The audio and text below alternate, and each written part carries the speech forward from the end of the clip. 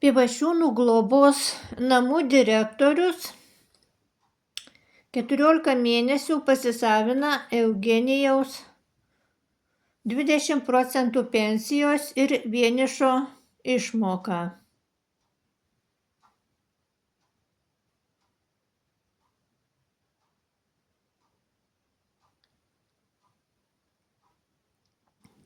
Kadangi Eugenijus yra sunkios negalios, 10% dalyvumas ir 90% nedalyvumas, jis po insulto neaiškiai kalba, nupjauta jam viena koja, taigi niekam negali pasiskųsti, paskambinti ar parašyti. Taigi tuo ir naudojasi Pivašiūnų globos direktorius. Kiekvieną mėnesį pasisavina po 150 ir daugiau 20% pensijos ir vienišo išmoką. Direktorius vykdo nusikalstamą veiką, pasisavindamas pinigus iš sunkios negalios žmogaus. Per 14 mėnesių pasisavino virš 2000 eurų. Tai dideli pinigai sunkios negalios žmogui.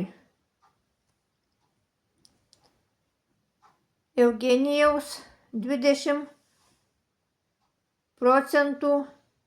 pensijos ir vienišo išmoką pasiima tiesiai iš Sodros.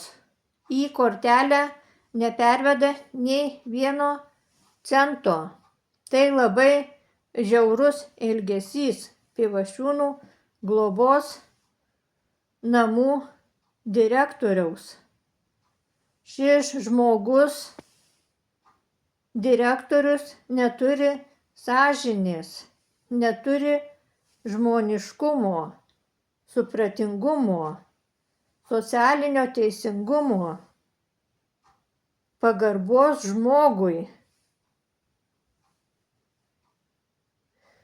Taip pat vežimėlio seno nepakeičia į naują.